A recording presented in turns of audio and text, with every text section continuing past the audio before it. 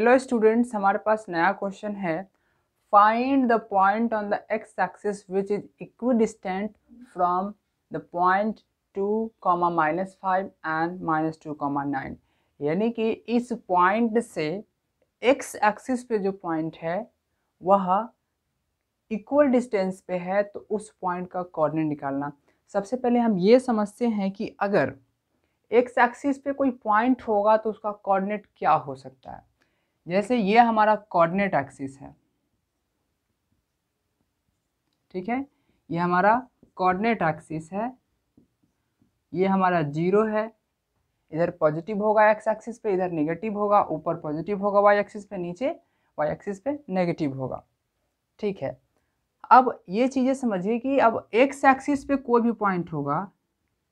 अब क्या है कि किसी भी पॉइंट का इस कोऑर्डिनेट प्लेन में किसी भी पॉइंट का कोऑर्डिनेट आप कैसे पता करते हैं, वहां से आप एक्स एक्सिस पे देखते हैं। अगर एक्स एक्सिस पे x लिखा हुआ है, y एक्सिस पे y लिखा हुआ है, तो x, y इसका कोऑर्डिनेट हो जाएगा। ठीक है, अगर इसी के जगह पे अगर 2 लिखा रहता, यहाँ पे लिखा रहता 3, तो हम क्या लिखते कोऑर्डिनेट 2, 3 लिखते।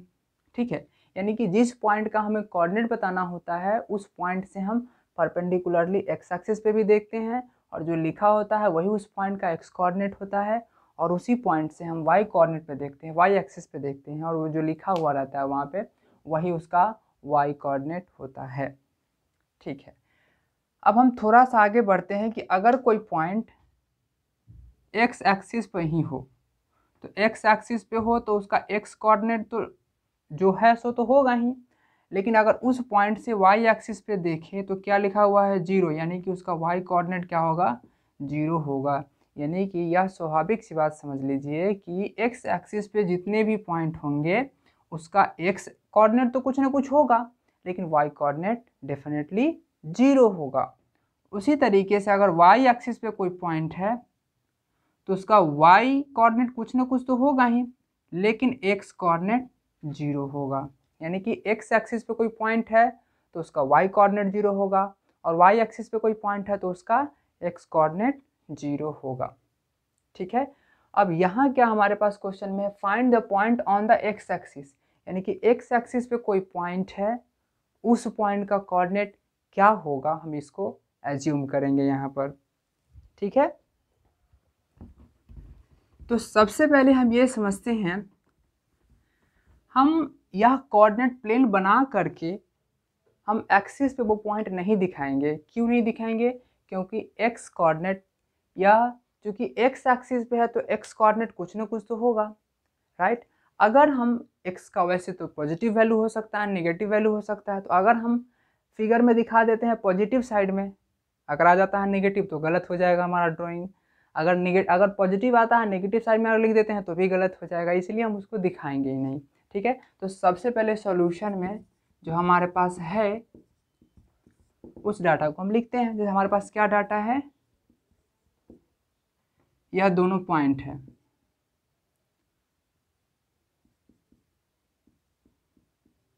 इसको हमने एज्यूम कर लिया, और दूसरा पॉइंट को भी हमने एज्यूम कर लिया Q -2, 9। ठीक है, अब हम जो हमारे पास जो जिस पॉइंट का कोऑर्डिनेट निकालना है,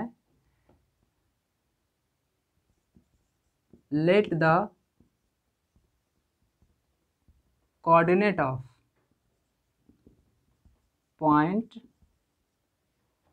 ऑन एक्स एक्सिस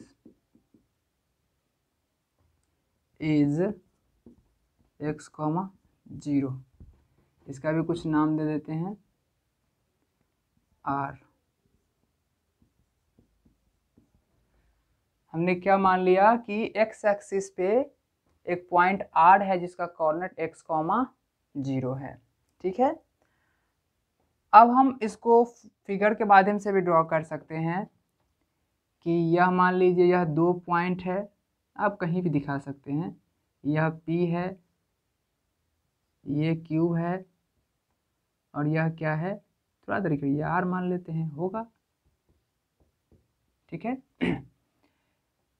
अब यहाँ से यह इक्विडिस्टेंट है, यह जो R है वो क्या है, P और Q से इक्विडिस्टेंट है। 2, -5 एंड -2, 9। यहाँ पे क्लियर क्या है कि x एक्सिस पे जो पॉइंट R है, x एक्सिस पे जो पॉइंट हमने R एज्यूम किया है, सपोज किया है, वह पॉइंट क्या है, बाकी दिए गए पॉइंट से इक्विडिस्टेंट है, यानी कि R जो है P एंड Q दोनों ही पॉइंट से इक्विडिस्टेंट है। ठीक है। According to question, point R is equidistant from P and Q। P and Q से इक्विडिस्टेंट है, देयरफॉर क्या होगा,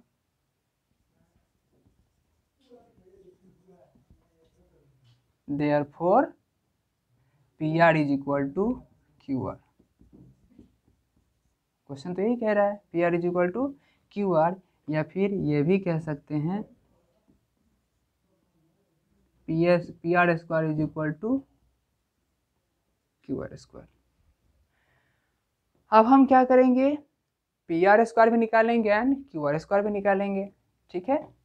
अब देखिए PR स्क्वायर क्या होगा, PR यानी कि बाद वाला में से पहले वाला, यानी कि x में से 2 घटाएंगे। ठीक है।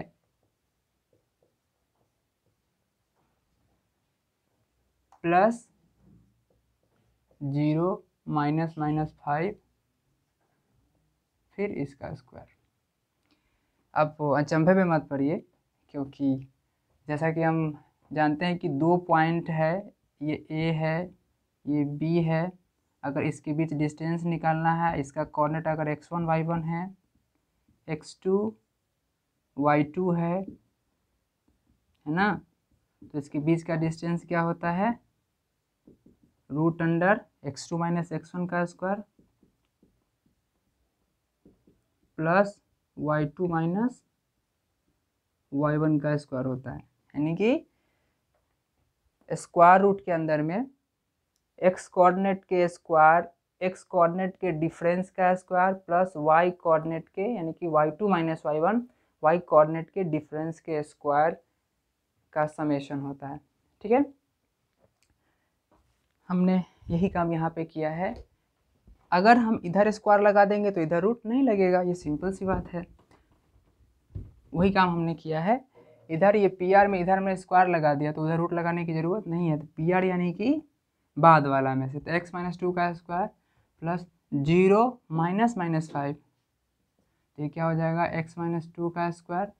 इसको हम चाहे तो तोड़ सकते हैं, x² - 4x प्लस 4, ये हो जाएगा माइनस प्लस, यानी कि 5 का square, x² - 4x plus 4 plus 25 and x² - 4x plus 29। ठीक है। अब तो समझ गए होंगे आप। तो ये हमारा हो गया PR स्क्वायर। उसी तरीके से सिमिलरली अगर हम जैसे PR निकाले हैं वैसा ही QR निकालना होगा, क्योंकि मुझे QR की ज़रूरत है, राइट। तो क्या हो जाएगा, QR square is equal to QR, x - 2